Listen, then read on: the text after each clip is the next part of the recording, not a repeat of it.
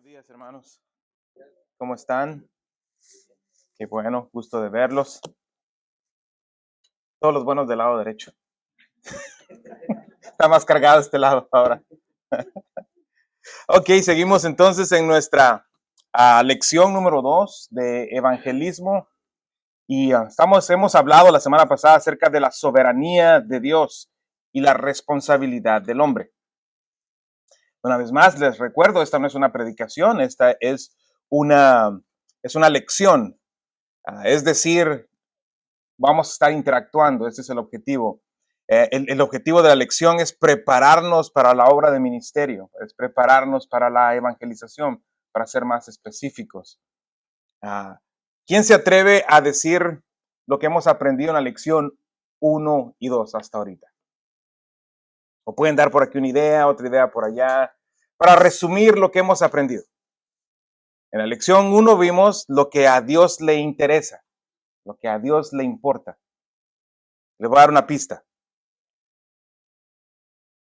Desde Génesis hasta Apocalipsis vimos un panorama general de toda la Biblia y vimos cómo el pecado entró al mundo en Génesis 3, que es uno de los capítulos más tristes, pero al mismo tiempo es el capítulo donde vemos por primera vez el Evangelio. ¿Alguien me puede citar, decir, dónde vemos el Evangelio en Génesis 3:15? Estamos como escuelita, somos escuela dominical. Eso es importante. Ustedes como creyentes que van a salir a evangelizar, que van a vivir una vida evangelizando, porque el evangelismo no es un evento, ¿se acuerdan? Platicamos eso. Está bien, no estoy diciendo que está mal si alguno sale a evangelizar, a tocar puertas y a hablar de Cristo. Perfecto, gloria a Dios, es bueno, hágalo. Pero no es eso, sino es toda una vida, es tu vida. Tú tienes que estar constantemente, como vamos a ver hoy, buscando a predicar el evangelio. Pero esto es importante. Génesis 3:15. ¿Qué dice Génesis 3:15? ¿Quién lo quiere leer, por favor? Pondré enemistad entre tú y la mujer, entre tu simiente y tu simiente. Este herirá en la cabeza y tú lo herirás en el talón. Ese es lo que se ha llegado a conocer como el protoevangelio. Protoevangelio. Tome notas, hermano. De verdad que tomar notas no es para hacerme a mí feliz, es para ayudarle a usted a recordar.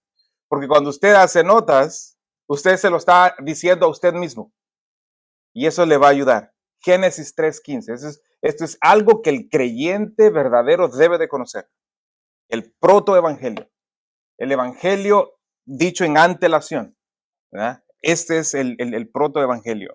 Génesis 3:15. Y lo que dice allí, nos está diciendo el texto, que el Señor dice, pondré enemistad entre tú y la mujer, y tú le herirás a tu simiente, y entre tu simiente y su simiente, él te herirá en la cabeza. Este es Cristo, que herirá a Satanás en la cabeza. Es un golpe mortal, que fue lo que sucedió en la cruz del Calvario.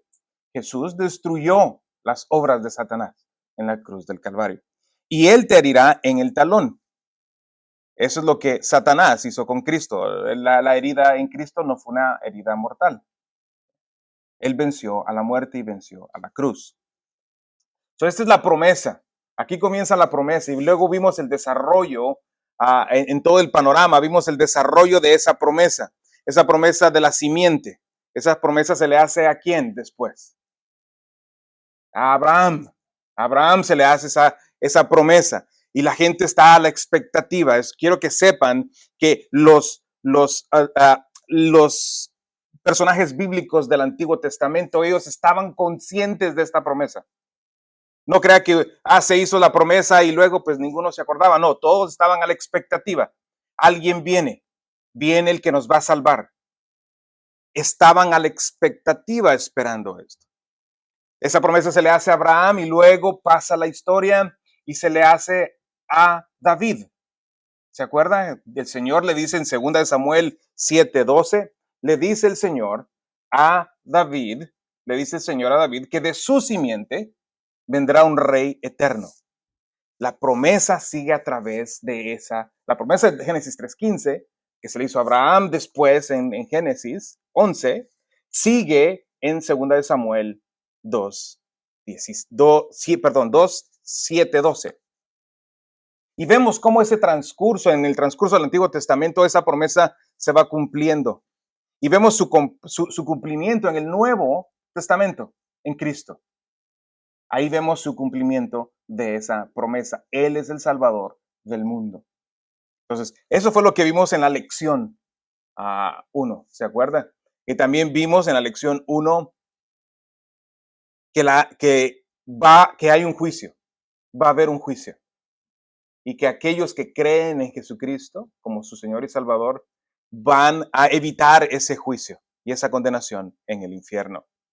Ahora, esa es la lección 1. Lección 2. ¿Qué fue lo que vimos en la lección 2? Comenzamos con algo. La lección 2 es la soberanía de Dios y la responsabilidad del hombre, pero comenzamos hablando de algo muy, muy, muy importante que el creyente debe de saber para que se pueda entender la elección del Señor. ¿Qué es? ¿Hermana Rosalina? Sí, así es, excelente. La depravación total, la depravación radical del hombre. Y estuvimos estudiando y viendo ciertos términos, como el Señor habla acerca del pecado. Y el pecado ha permeado todo nuestro ser, mente, alma, espíritu, cuerpo. O sea, por eso se llama radical, por eso se llama depravación total, porque no hay una sola parte del cuerpo del ser humano que no esté contaminada por el pecado. Y eso nos hace unos depravados espirituales, sí, pero hay una palabra bíblica, muertos. Estamos muertos espiritualmente antes de venir a Cristo. Ese no es el caso de los creyentes, pero es el caso si usted es creyente, ese fue su caso. Usted estuvo muerto espiritualmente. Yo estuve muerto espiritualmente. Y todo el resto de la humanidad que está fuera de Cristo, su estado actual, hoy por hoy, es que están muertos espiritualmente. ¿Y qué dijimos que un muerto espiritual puede hacer? Nada, absolutamente nada. No puede responder. No puede responder. Y aquí es donde voy a continuar con la elección. Y esto dijimos que era importante para nosotros comprenderlo, porque si no entendemos la condición del hombre, será difícil entender la elección de Dios. ¿Por qué Dios elige? Porque realmente la elección de Dios no es difícil de entenderlo, pero es difícil de tragarlo, de aceptarlo. Porque la verdad es que Dios elige a unos, pero no elige a todos para la salvación. Y eso es lo que nos cuesta asimilar, lo que nos cuesta aceptar. Pero si entendemos la depravación del hombre, entenderemos la elección. ¿Okay? Y vimos, no sé si las vimos todas, pero voy a hacer un pequeño repaso. Nos enfocamos en Romanos 8, ¿se acuerda? Romanos 8, 28 al 31. Quiero que vaya para allá, por favor. Romanos 8, 28 al 31. Y a esto se le ha conocido como la cadena inquebrantable de la salvación.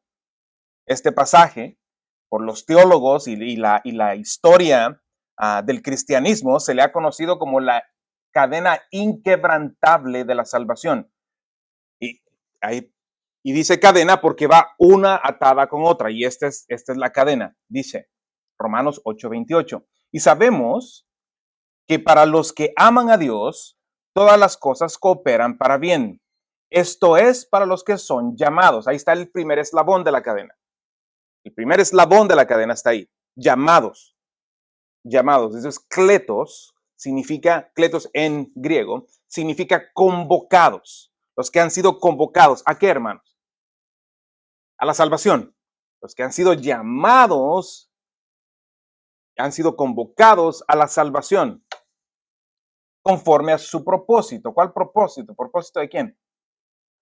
De Dios, es el propósito de Dios, conforme al propósito de Dios. Vea la intencionalidad de Dios. Estos verbos llamados son verbos a que quien está haciendo la acción es Dios. Dios es el que está llamando, de acuerdo a su propósito. Usted no se llama a usted mismo a la salvación. ¿Por qué no? Porque estamos muertos. ¿Sí ve cómo comienza a tener todo sentido?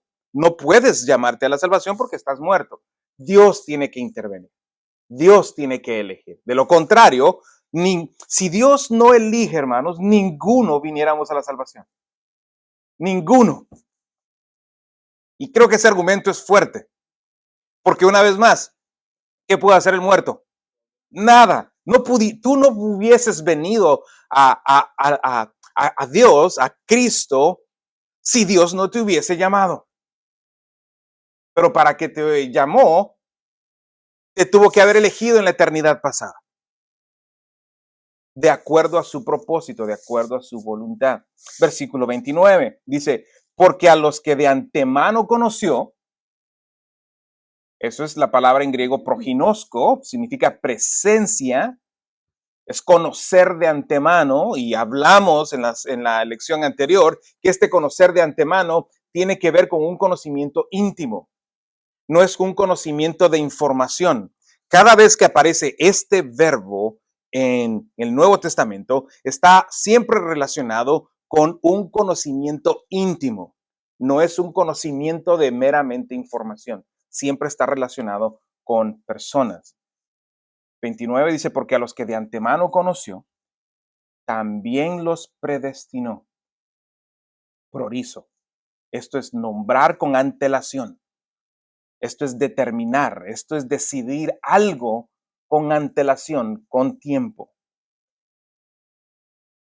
Hacer hechos conforme a la imagen de su Hijo, para que Él sea el primogénito entre muchos hermanos. A los que predestinó. Bueno, ahí están. ¿Cuál es el primer eslabón en este versículo? Llamados. Y el segundo, conoció de antemano. Los que de antemano conoció. Ese es el segundo eslabón. El tercero, predestinó. Ese es el tercer eslabón. Acuérdense, este se le conoce como la cadena inquebrantable de la salvación. Ahí están los eslabones. ¿Ok? Versículos 30, y a los que predestinó, a estos también llamó. A los que llamó, a estos también justificó. Ahí está el otro eslabón, la justificación. Ese es el otro. Y a estos también glorificó. Ahí está el quinto eslabón. La cadena inquebrantable. Cada una de esas acciones, Jehová las hizo. Usted no los pudo haber hecho. Y es más, gramaticalmente, cada uno de esos verbos están en voz activa. Es Dios quien está haciendo la acción. O sea que el autor, en este caso Pablo, intencionalmente lo escribió de esa manera, porque eso es lo que sucede. Dios es el que hace la acción. Sí. El cuarto es justificación. A los que llamó, los justificó, sí. Y luego glorificó, la glorificación. Ahora, pudiéramos pasar mucho tiempo hablando de cada uno de esos eslabones, pero nos vamos a enfocar solo en tres en esta ocasión, que son la presencia, la predestinación y el llamamiento. La presciencia, predestinación y llamamiento. Y la presencia, comencemos por ahí, proginosko. La palabra presencia aparece 7 veces en las Escrituras. Les voy a dar algunos ejemplos. En 1 de Pedro 1:20 dice, porque él estaba preparado, esa es la palabra proginosko, él estaba preparado, viene de la raíz proginosko, desde antes de la fundación del mundo. Aquí Pedro está diciendo que Cristo es quien estaba preparado desde antes de la fundación del mundo, antes de Génesis 1:1. Pero se ha manifestado en estos últimos tiempos por amor a ustedes. Aquí se usa esta palabra para hacer referencia a Jesús, a quien Dios conocía de manera íntima. Dios conocía de manera íntima. El punto que quiero hacer es que esta palabra proginosko, la palabra conocer de antemano, presciencia, siempre está conectada con personas que Dios conoce. Ese es el punto. No es meramente información. ¿Ok? ¿Por qué es esto importante? Porque existe un argumento, el argumento arminiano, que dice que Dios, esta presencia es conocer información. ¿Por qué? ¿Cuál es el argumento? Lo mencionaron la semana pasada. Exactamente, que de alguna manera algunos dicen el túnel del tiempo, otros dicen viajó en la historia, el Señor y, se dio cuenta, hermana Rosalinda, oh sí, ya sé que ella me va a aceptar, entonces la voy a elegir y la voy a predestinar. Eso es información, eso es conocer información. Pero vea que cuando la palabra aparece aquí en nuestras Biblias, no aparece desligada de personas, está siempre atada con personas. Véalo en Primera de Pedro, porque Él, es decir, Cristo, estaba preparado desde antes de la fundación del mundo. El verbo proginosco está atado a Cristo. Dios conocía íntimamente a Cristo, es su Hijo. Ese es el punto. ¿Ok? Hechos 2:23 dice, este fue entregado por el plan predeterminado y el previo conocimiento de Dios, ahí está la palabra proginosco, el previo conocimiento de Dios, y ustedes lo clavaron a una cruz por manos de impíos y lo mataron. Aquí la palabra se usa para describir la presencia eterna de Dios acerca de la traición y crucifixión de Jesús. Él ya sabía que Cristo iba a ser crucificado. ¿Por qué? Lo acabo de leer. Por el plan predeterminado. Dios planeó la crucifixión de Cristo. Porque ese es el plan de redención. Ese es el plan de redención. Ese es el plan de redención. Por el previo conocimiento. ¿Por qué? Porque, o sea, que las cosas suceden porque Dios las predetermina que sucedan. ¿Okay? Romanos 11:2. Romanos 11:2 dice, Dios no ha desechado a su pueblo, al cual conoció con anterioridad. Ahí está la palabra, esa es la palabra proginosco. Conoció con anterioridad. Ahora, ¿conocía Dios a su pueblo y no conocía a Egipto? A uno lo amaba y a otro no. Si ve la palabra proginosco, conocer de antemano, está relacionada con personas, en este caso el pueblo de Dios, al cual él amó y ama. Al cual él amó y ama. O sea, no es solo información, no es solo información, denota una relación, ese conocer de antemano, conocer íntimamente, denota esa relación íntima entre Dios y la persona a quien él está describiendo. Y eso es lo que dice él de aquellos que él ha elegido. Eso es la presencia de Dios. ¿Alguna pregunta o comentario, hermanos?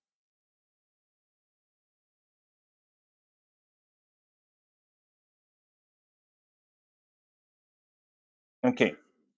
Entonces, nosotros creemos, por lo que dice la Escritura, que la presencia de Dios tiene que ver porque Él los conocía íntimamente, no por meramente información, sino porque había un conocimiento íntimo desde antes de la fundación del mundo. Y ahora, hermanos, creo que esto, una vez más, no es difícil de entender, pero es difícil de meditar. Tienes que meditar en esto, tienes que leerlo constantemente, tienes que estar en las escrituras y comenzar a ver el patrón, porque este patrón está desde el Antiguo Testamento. No es una idea nueva la elección de Dios, no es una idea nueva. Él eligió, ¿por qué eligió a Abraham? ¿Por qué no eligió a otro hombre? O sea, quiero que vea que hay una particularidad de parte de Dios en elegir a una persona.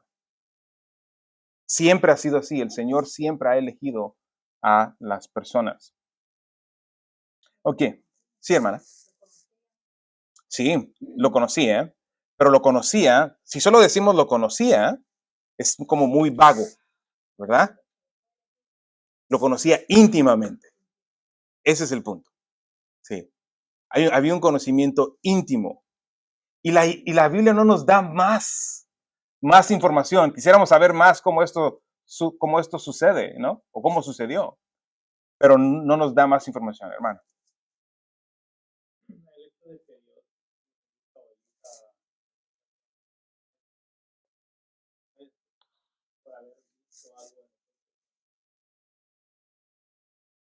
Claro.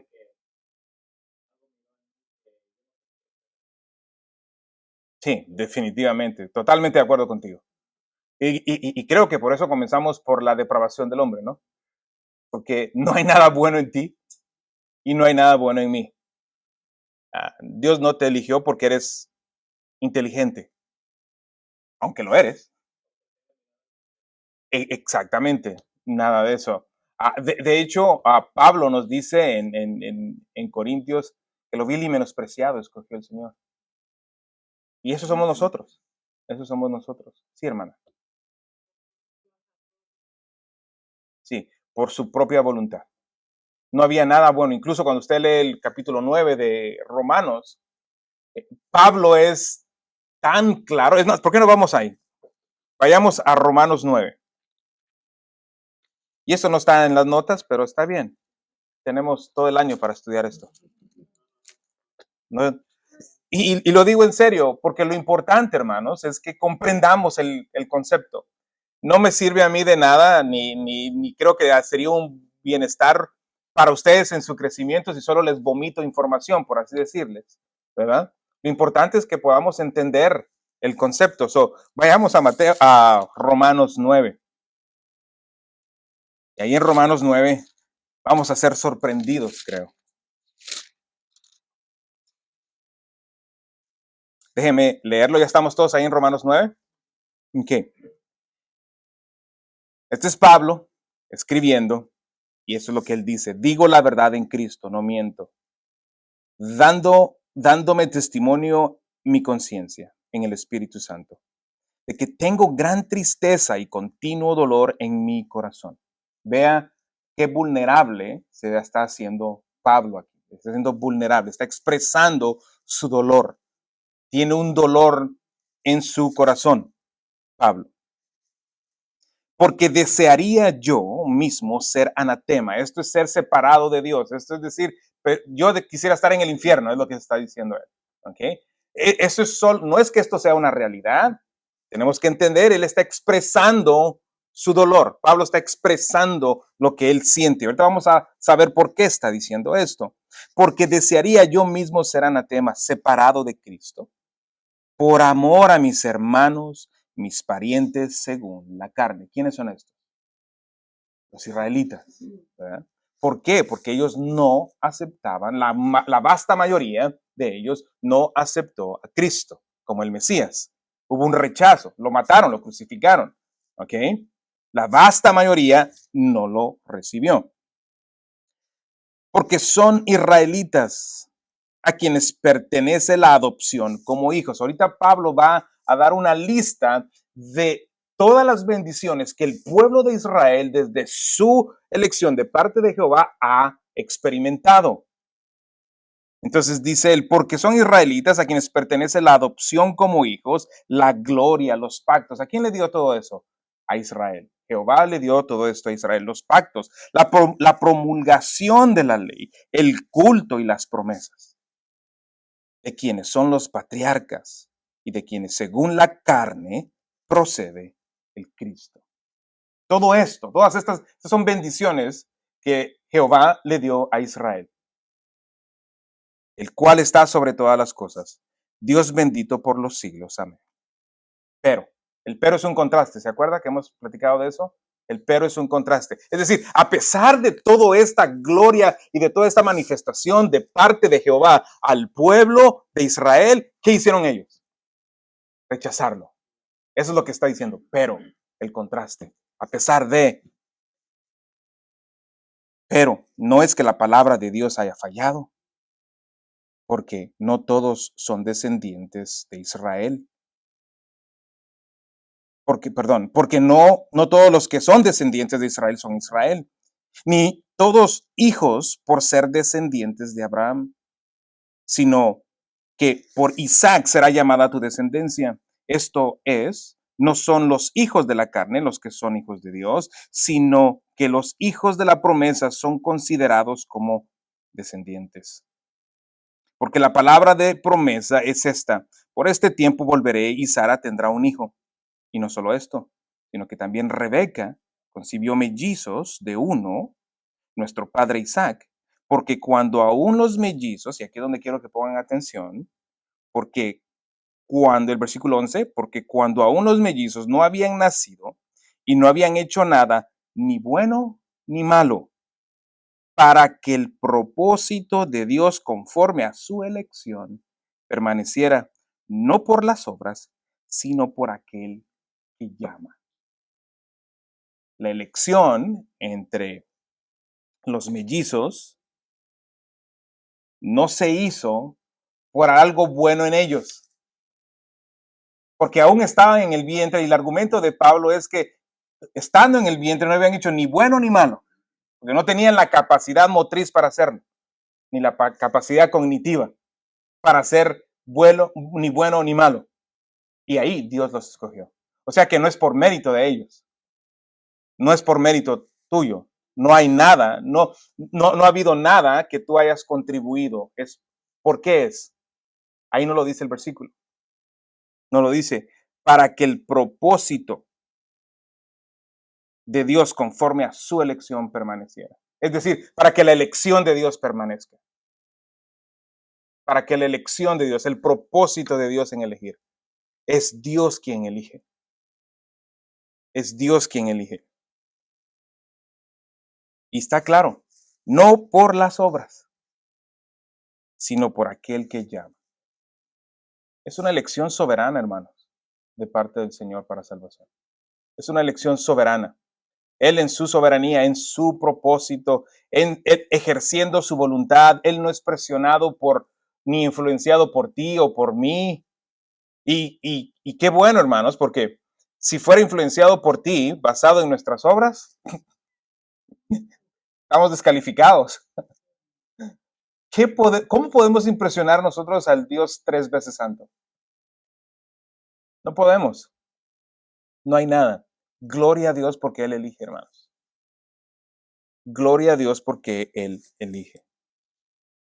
Este pasaje, este capítulo, mejor dicho, capítulo 9, es uno de los más controversiales en la Escritura.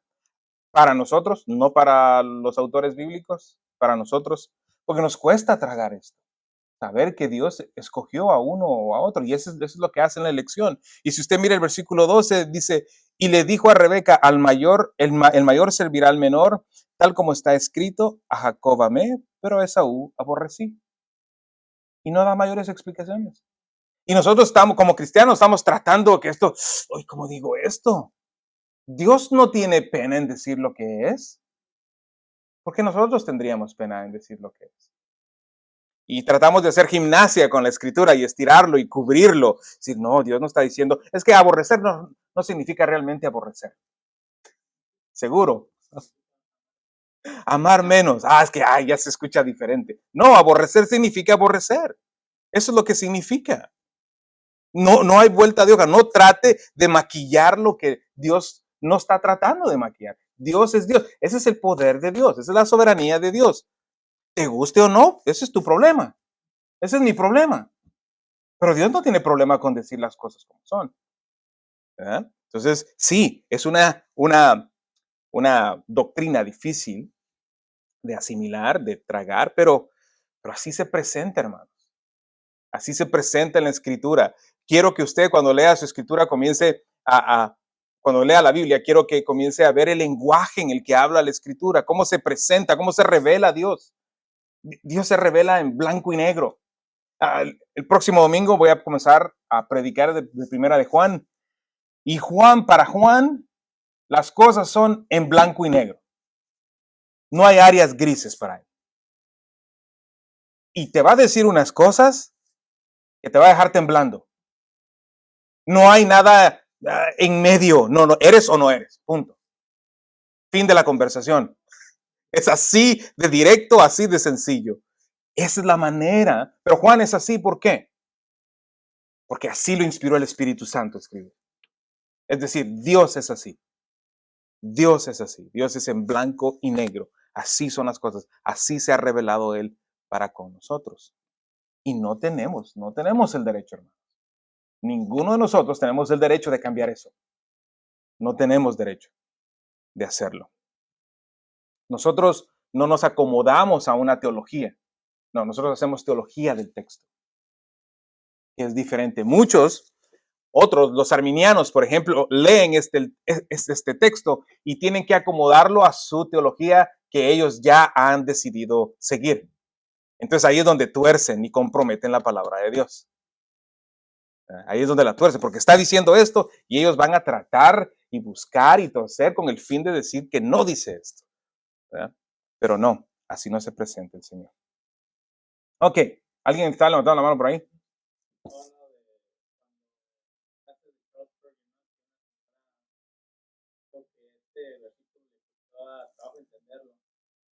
Oh, sí, a mí también, pero qué parte te cuesta trabajo entender, dice, de que Dios dio a Esaú, dijo Charles Spurgeon, no, eso yo sí la entiendo, lo que no entiendo es que amó a todos. Sí, sí, exacto. Sí. Y una vez más, ¿por qué él entendió esto? Exactamente. Te pregunto, ¿tú merecías ser amado por Dios? No, yo no merecía ser amado por Dios. En lo absoluto. Ninguno de nosotros. ¿Verdad? Entonces, entendemos la elección cuando entendemos la depravación. Y hermanos, vamos a salir a hablarles a personas que están muertas espiritualmente. Y ellos tienen que saber que están muertos espiritualmente antes de que para poder entender, no necesariamente la elección, porque no les vas a ir a hablar de la elección, ¿ok? No. Yo se lo estoy diciendo a ustedes, porque quiero que sepan quién es el que hace la obra de salvación. Es Dios. ¿Y a quiénes? A los que Él ha elegido. Tú le vas a ir a decir que es un pecador, pero que hay salvación en Cristo. ¿Ok? Como voy a tratar de terminar esto hoy. ¿En qué? La segunda palabra fue predestinación. Y la palabra predestinación significa, lo dije hace un rato,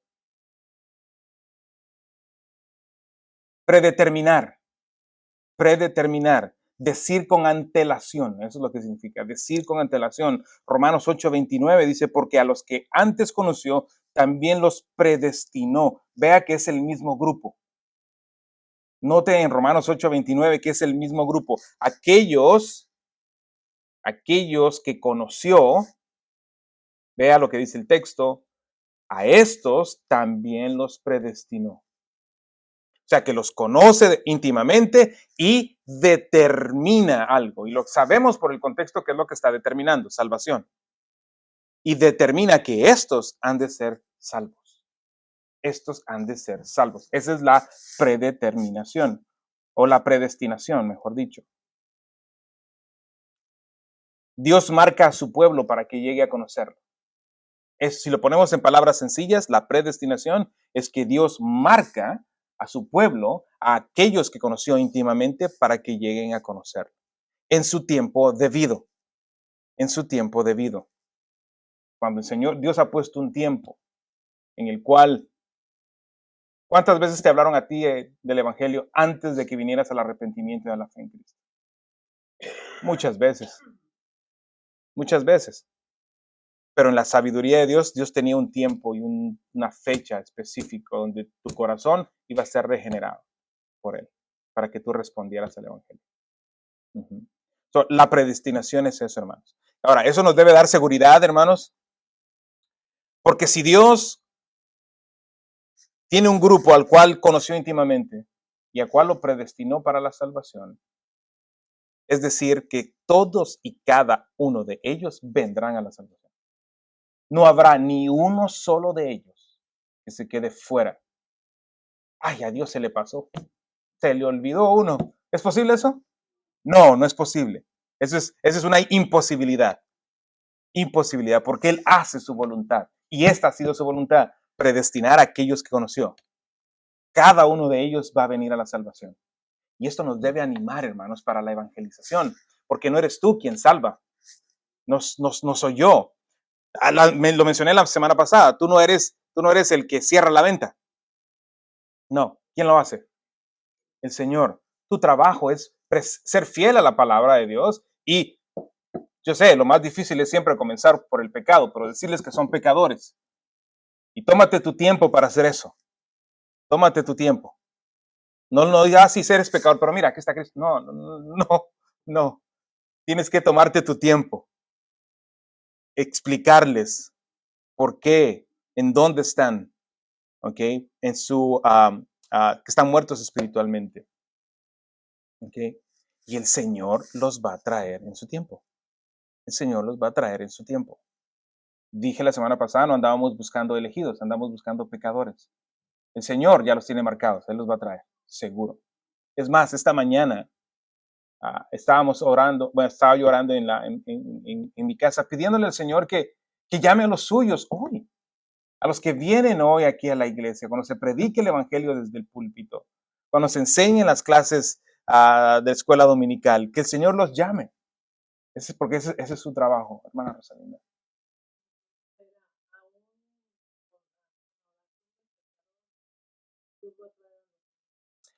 Sí, ese sí.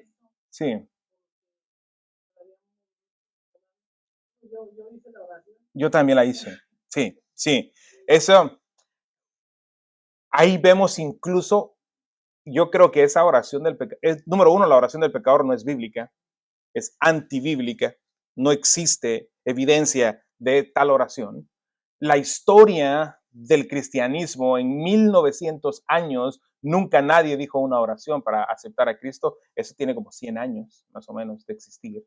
La historia del cristianismo nos dice que eso no es bíblico, pero sirve aún como para demostrar la soberanía de Dios, porque a pesar de hacer esa oración, el Señor los salva. El Señor no los salvó por la oración, el Señor los salvó porque regeneró sus corazones, porque les abrió los ojos y ellos pudieron ver, sí, esa oración no hizo nada realmente, no hizo nada.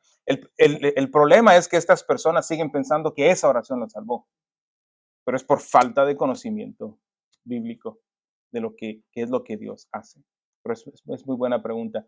Y cuando ustedes estén evangelizando, hermanos, no se preocupen. ¿Saben por qué yo buscaba decirle a la gente, repite esta oración conmigo? ¿Por qué creen? Para cerrar la venta.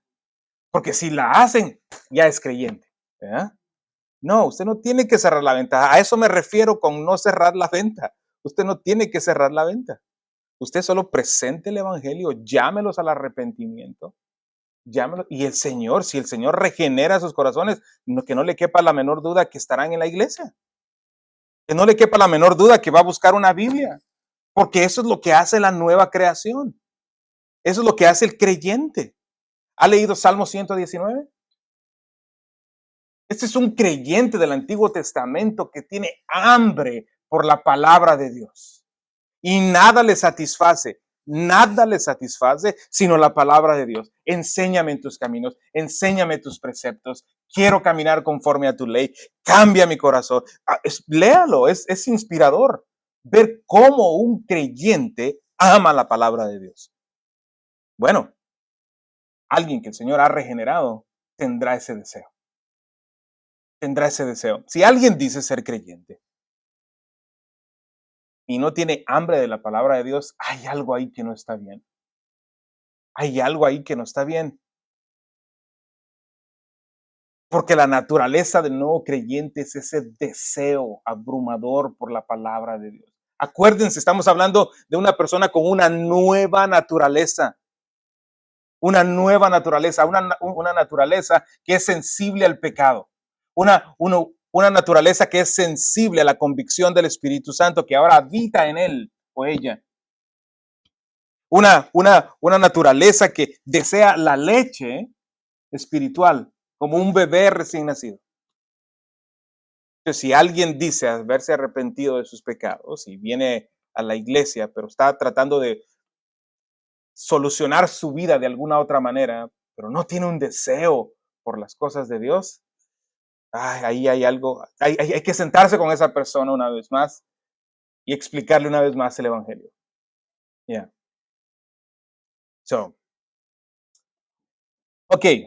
Eso es predestinación. La siguiente palabra es el llamamiento. El llamamiento. Ese es el llamamiento que Dios hace a aquellos que Él ha escogido. Romanos 8:30. Dice, a los que predestinó, a estos también llamó, y a los que llamó, a estos también justificó. El llamamiento divino es el acto soberano del Espíritu Santo al ablandar el corazón de un pecador para que responda a las buenas noticias del Evangelio. El llamamiento, ok, véalo de esta manera. Pregúntese, ¿por qué usted es creyente y su hermano o su hermana no lo es? Su hermana de carne. ¿Por qué? ¿Es usted más inteligente que su hermana o su hermano?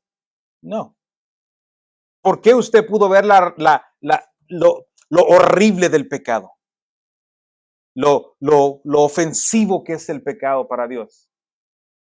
¿Porque usted es mejor persona? No. Dios intervino.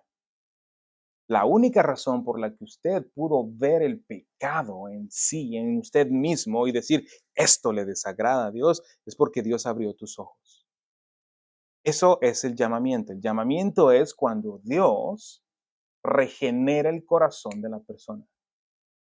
Lo llama a salvación. Lo está llamando a salvación. Regenera el corazón de la persona, le quita el velo de sus ojos y ahora puede ver qué horrible y qué grotesco es el pecado en su propia vida para con Dios. Y al mismo tiempo, como ahora ya puede ver, al mismo tiempo ve a Cristo como su Salvador.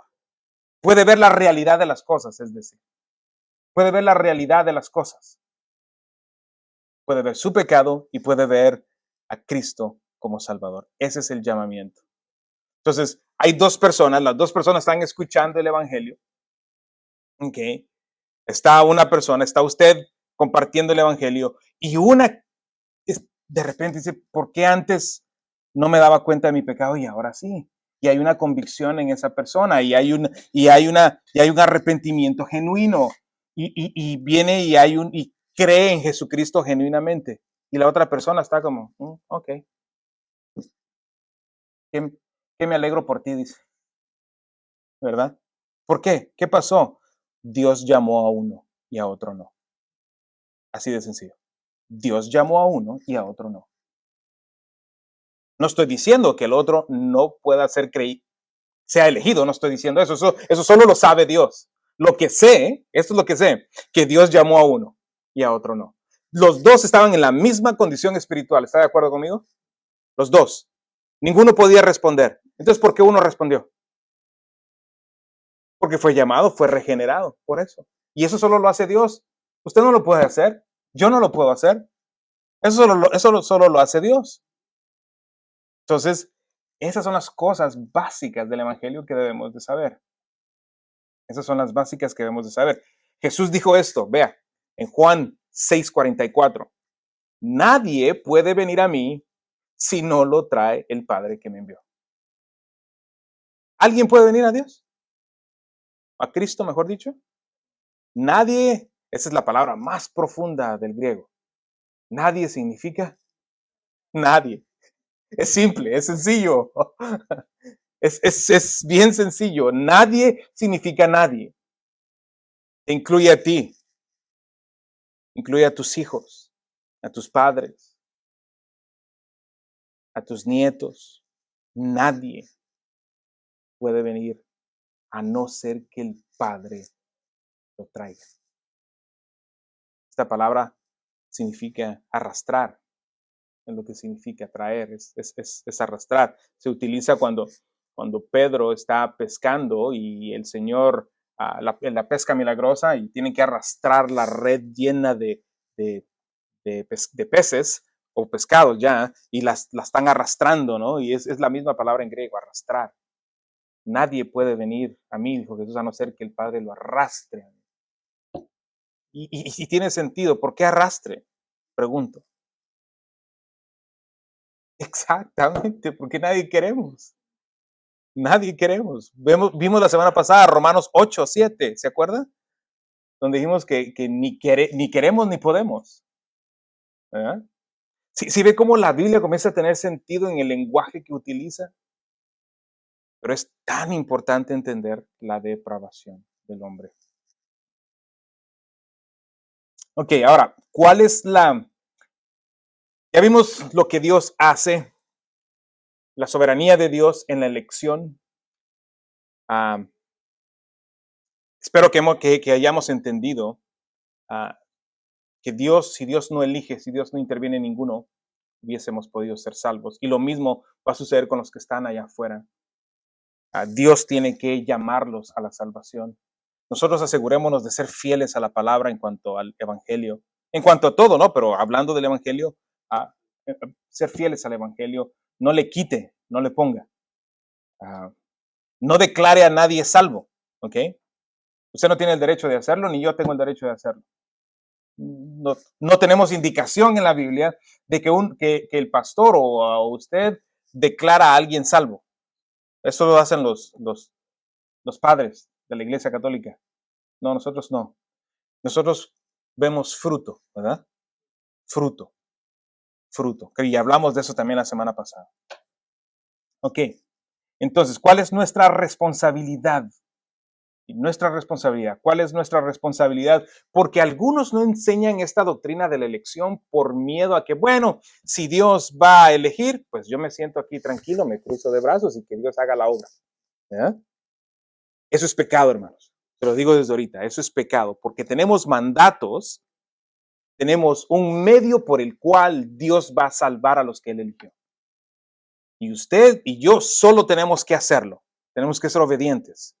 Dios ciertamente a cada uno de los que eligió, a cada uno de ellos salvará, sin duda alguna, pero al mismo tiempo utilizó un medio, y ese medio es el Evangelio. Y los que llevan el Evangelio, ¿quiénes son? Nosotros, somos nosotros. Mateo 28, esa es la gran comisión, la gran comisión.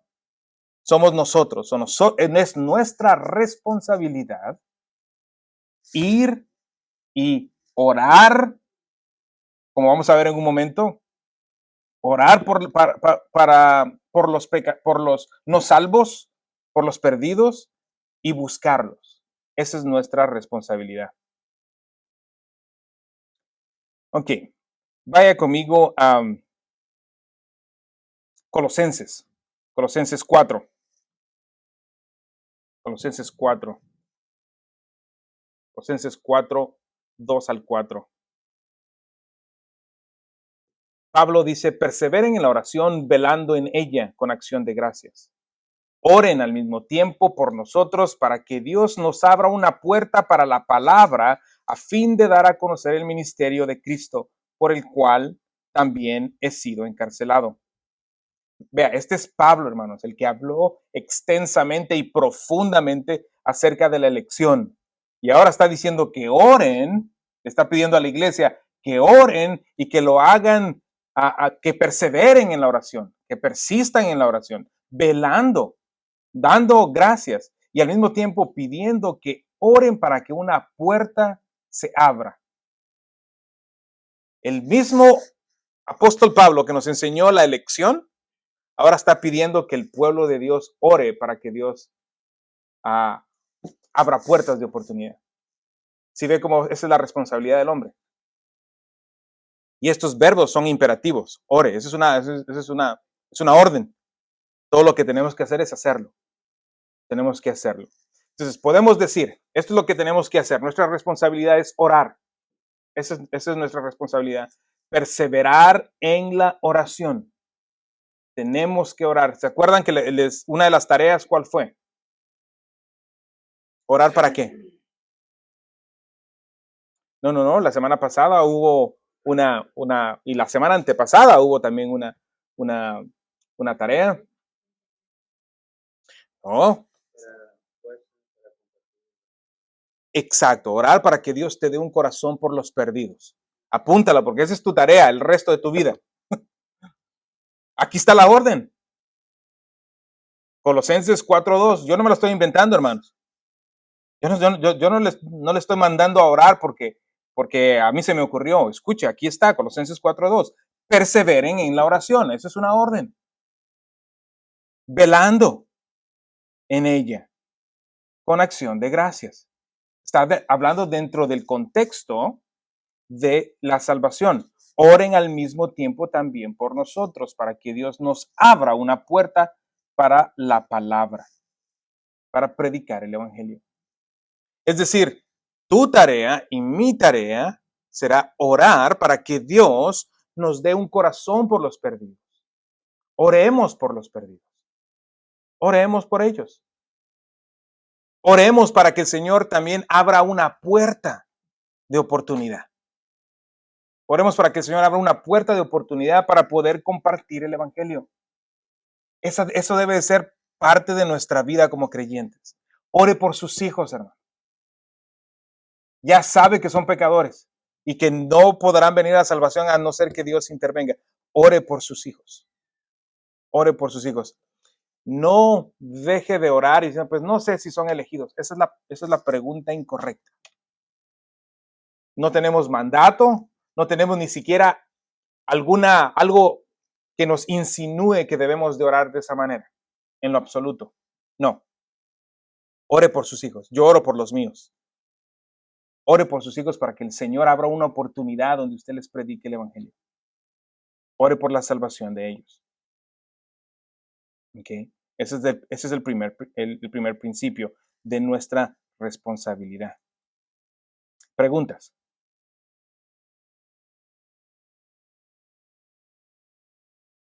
Colosenses 4:2 también dice que tenemos que estar velando. Esto es mantenerse vigilante.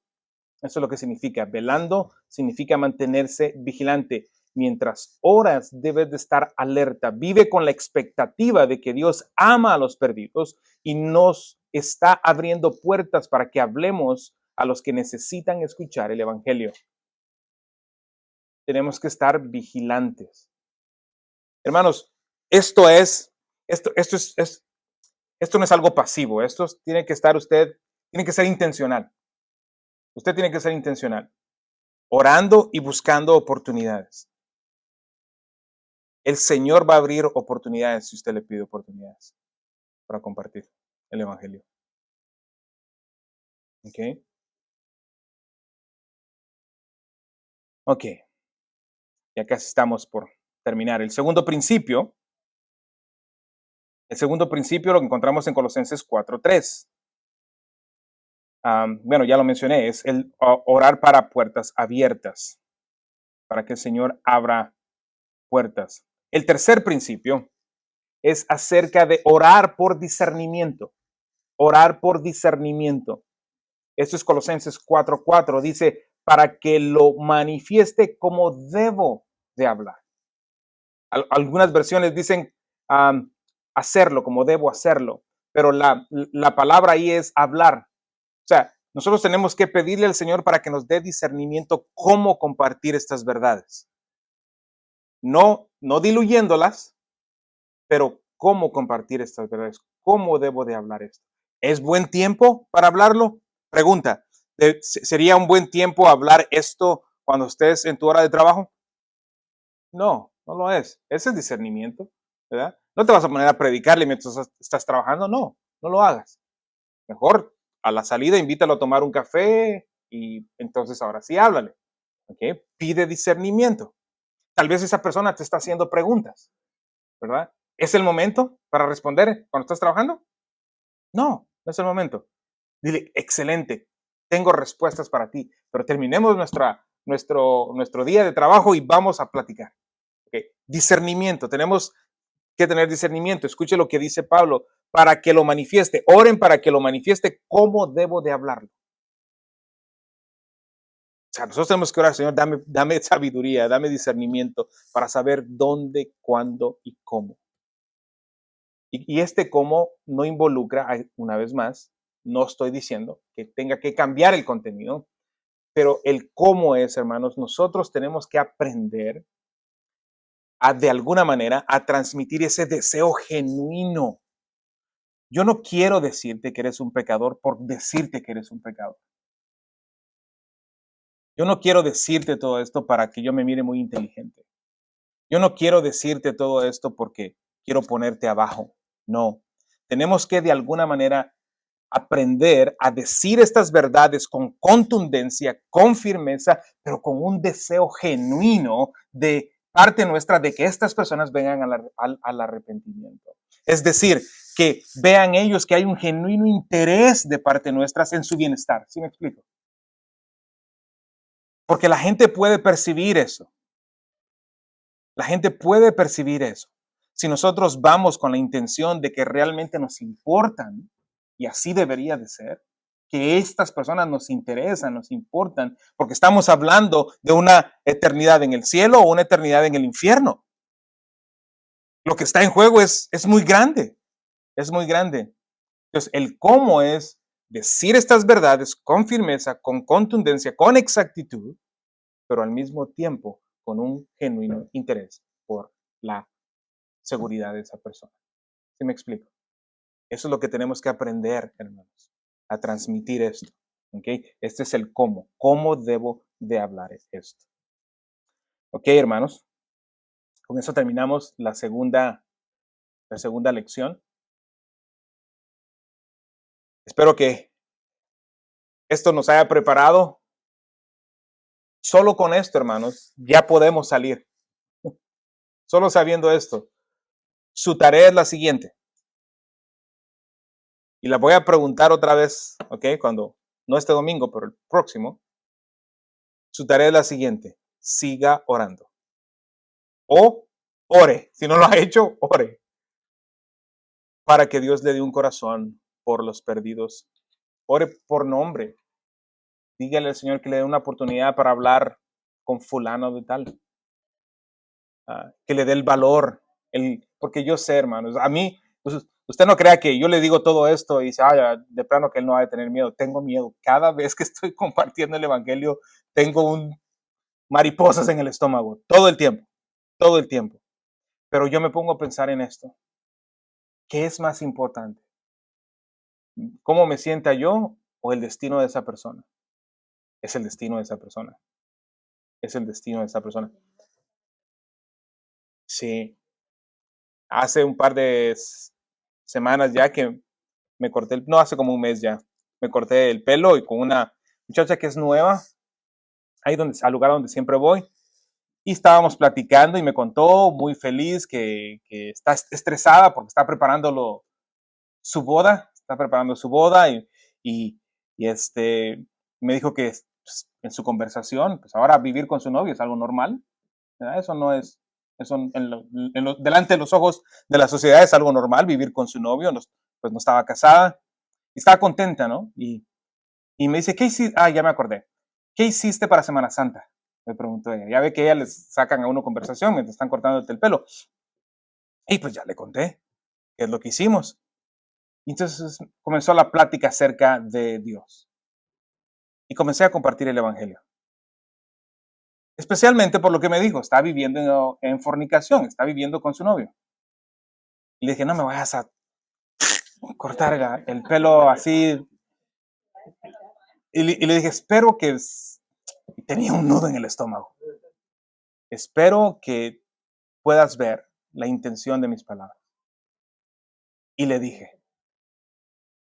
Y bueno, no, gracias a Dios, no me cortó de más. Pero estábamos sentados, el lugar está lleno y mi inglés no es el mejor. Pero, ¿qué es más importante? ¿Cómo me sienta yo, mi comodidad o el destino eterno de esa mujer? Es el destino de esa mujer. Eso es más importante de cómo yo me sienta. Lo cómo yo me siento es irrelevante. Cómo yo me sienta, yo no tengo argumento delante de Dios, que Señor me sentí nervioso. Eso es irrelevante, hermanos. Y lo mismo es para usted.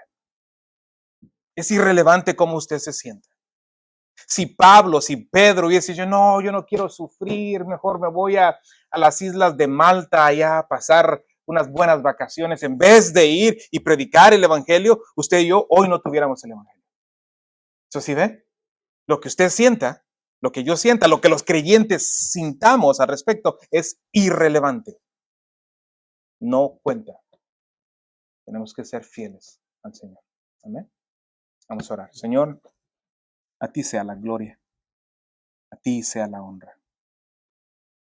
Señor, nuestro pie está firme, no por nuestra capacidad, no por nosotros mismos, sino porque tú has prometido que así será.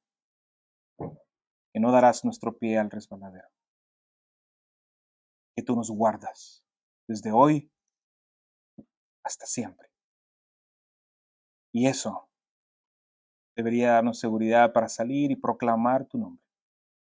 En casa, a nuestros hijos, a nuestros vecinos, a nuestros familiares, al día a día con la persona que encontramos en nuestras actividades diarias.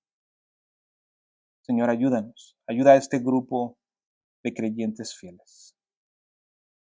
Señor, también quiero orar y pedirte que traigas a convicción, Señor, a aquellos dentro de nosotros que están viviendo en pecados. Aquellos que, profesando ser creyentes, siguen practicando el pecado. Que con sus acciones dicen lo contrario. Que con sus acciones demuestran su verdadera condición espiritual. Señor, por favor, ten misericordia de ellos. Regálales fe, la fe salvífica. Regálales arrepentimiento, Señor. Abre sus ojos para que puedan ver, Señor, su pecado y que puedan correr a ti pidiendo misericordia. Que tú eres abundantemente generoso y amas salvar a pecadores. Señor, por favor, dentro de este grupo, abre ojos, destapa oídos, regenera, cambia corazones, Señor, para tu gloria y para tu honra. En el nombre de Jesús. Amén.